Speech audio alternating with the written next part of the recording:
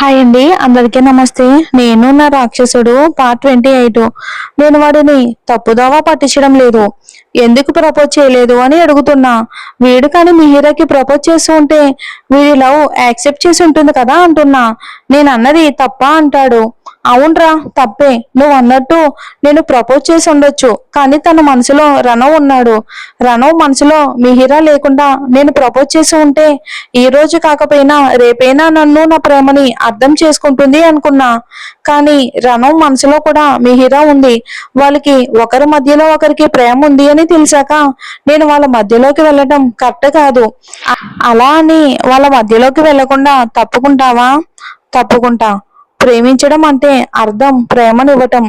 నా ప్రేమ మిహిరాకి ఇవ్వలేకపోతున్నా, కానీ తన ప్రేమ తనకి నేను ఎప్పటికీ దూరం చేయలేను. మిహిరాని నేను ప్రేమిస్తున్నాను అంటే తన సంతోషం కోరుకుంటున్నా. మరి తన సంతోషం రణవ్ దగ్గర ఉంది అంటే వాళ్ళ మధ్యలోకి నేను ఎలా వెళ్తాను అనుకున్నావరా? అయితే ఇప్పుడు నువ్వు మిహిరాని మర్చిపోయావా అని అడుగుతాడు. మర్చిపోవటం? మిహిరా నా ఫస్ట్ లవ్. చూడగానే నాకు చాలా నచ్చింది.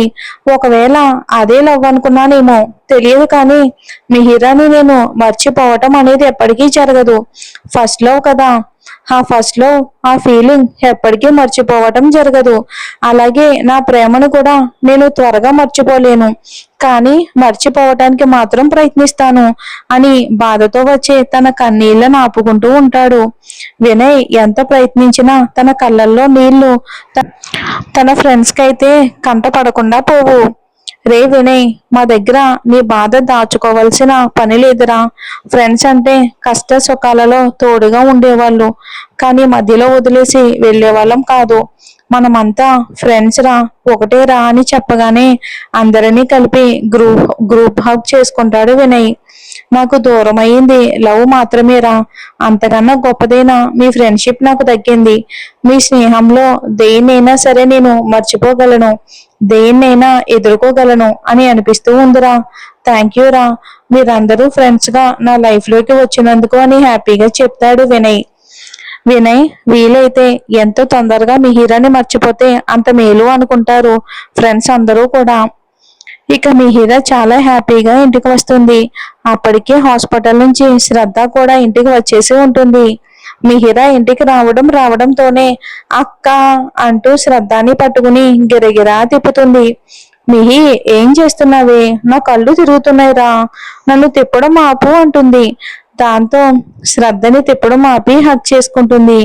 మిహి, ఏంట్రా ఈరోజు కాలేజ్ నుంచి ఇంటికి రావటమే చాలా హ్యాపీగా ఉన్నావు, ఏంటి విషయం అని అడుగుతుంది శ్రద్ధ.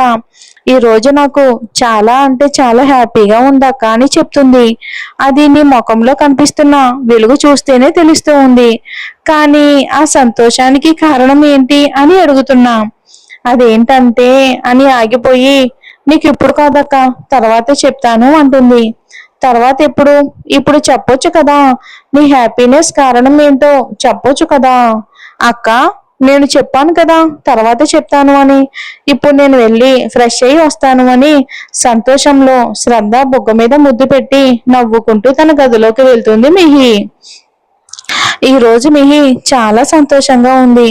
దేవుడా, కారణం ఏంటో నాకు తెలియదు, కానీ నా చెల్లి మాత్రం ఎప్పుడూ ఇలాగే సంతోషంగా ఉండేలా చూడు తండ్రి అని మనసులోనే అనుకుని తన కోసం మిహిరా కోసం కాఫీ పెట్టి తీసుకుని వస్తుంది శ్రద్ధ.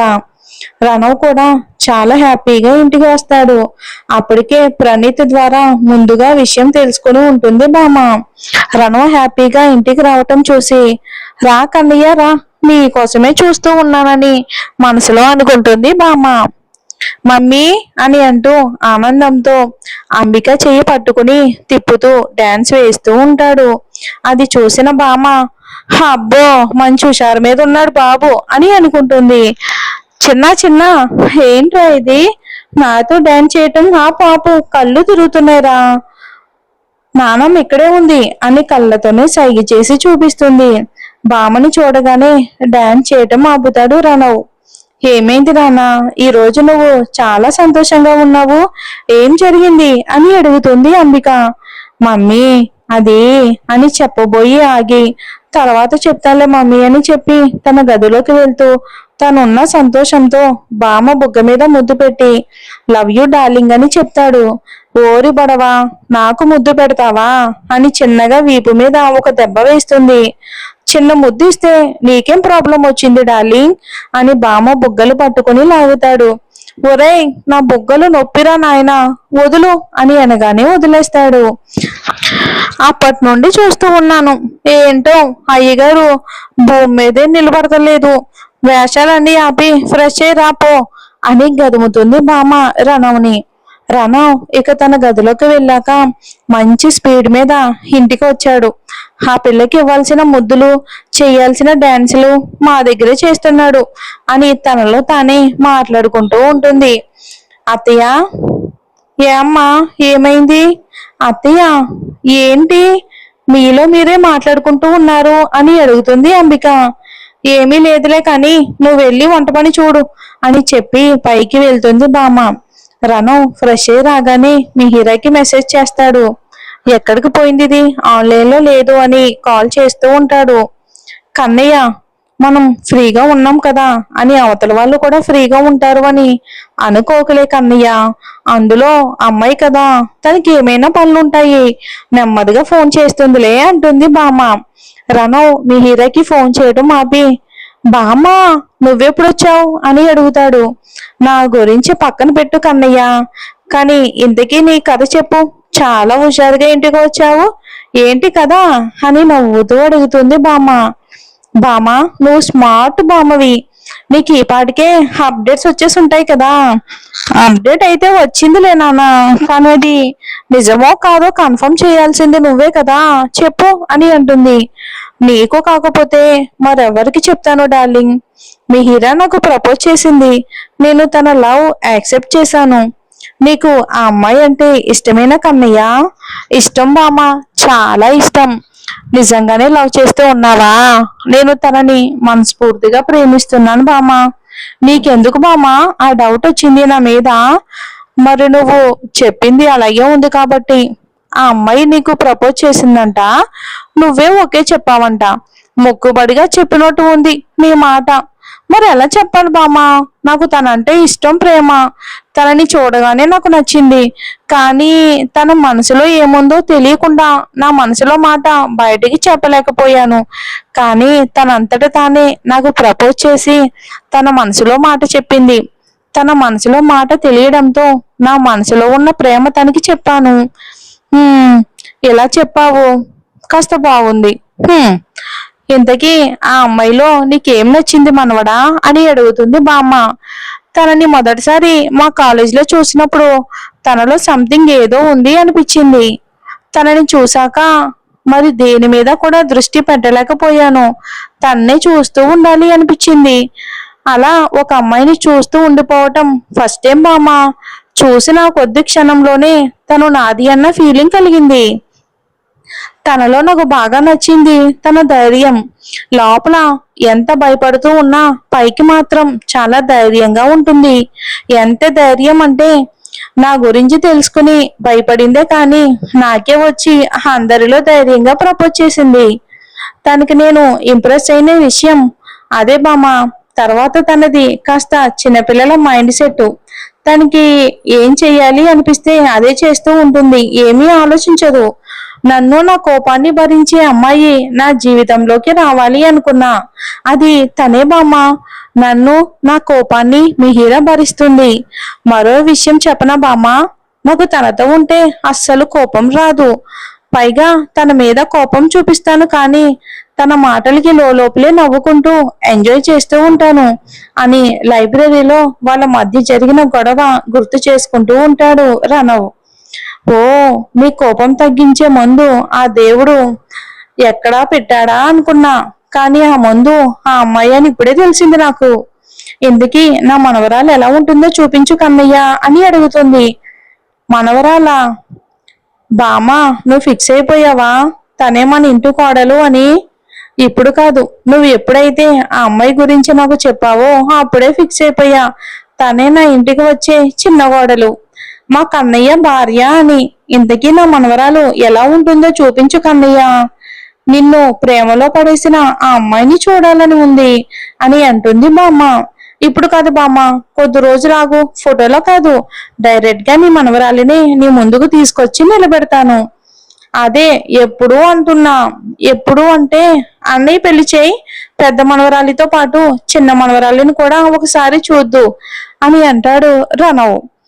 హ్మ్, నీకైతే కాలేజీలో పిల్ల దొరికింది.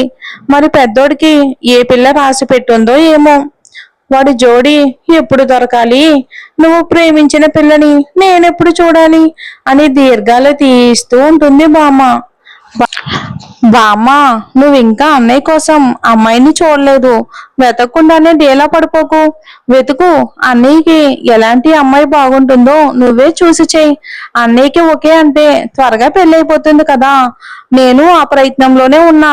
కానీ మీ అన్నయ్య ఇంకొక సంవత్సరం వరకు పెళ్లి మాట ఎత్తొద్దు అంటున్నాడ్రా. ఓ, పెళ్లికి టైం అడుగుతూ ఉన్నాడా? ఇది కూడా ఒక అందుకు మంచిదే బామ్మ. నీకు ఏ అమ్మాయి నచ్చిందో సెలెక్ట్ చేసుకో. తన గురించి పూర్తిగా తెలుసుకో, గమనించు. అన్నయ్యకి తను అన్ని విధాలుగా కరెక్ట్ అనుకుంటే అన్నయ్యకి ఆ అమ్మాయిని చూపించు. నువ్వు సెలెక్ట్ చేసావు అంటే అన్నయ్య కానీ మమ్మీ కానీ డాడీ కానీ కాదు అంటారా?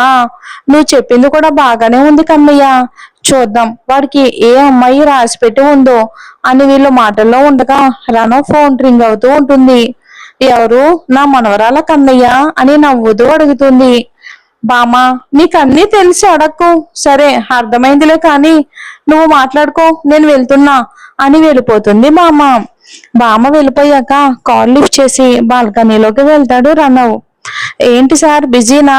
కాల్ లిఫ్ట్ చేయడానికి చాలా సమయం పట్టింది అని అడుగుతుంది. హా, బామ్మ ఉంది అని చెప్తాడు. నీకు బామ్మ కూడా ఉందా రణవ్ అని అడుగుతుంది. హా, ఏం అలా అడిగావు? నాకు బామ్మ లేదు అనుకున్నావా? లేదు లేదు, నాకు తెలియదు కదా మీ ఇంట్లో ఎవరెవరు ఉంటారో, అందుకే అడిగాను. సరే, ఇంతకీ నువ్వేం చేస్తూ ఉన్నావు? మెసేజ్ చేస్తే రిప్లై లేదు, ఆన్లైన్ లో కూడా లేవు అని అడుగుతాడు. అక్క కాఫీ తీసుకుని వచ్చేసరికి ఇద్దరం మాట్లాడుకుంటూ ఉన్నాం. ఇప్పుడే అక్క వెళ్ళింది. ఇలా ఫోన్ తీసుకుని నీకు మెసేజ్ ఉండడం చూసి నీకు కాల్ చేశాను అని చెప్తుంది మిహి. అలా వీళ్ళు మాటల ప్రవాహానికి అడ్డు అనేది లేకుండా ఫోన్లో గంటలు గంటలు మాట్లాడుకుంటూనే ఉంటారు. అమర్ రావటంతో తను తర్వాత మాట్లాడతాను అని చెప్పి ఫోన్ పెట్టేసి అమర్ దగ్గరికి వెళ్తాడు రణవ్. మరి చూద్దాం ఏం జరుగుతుందో.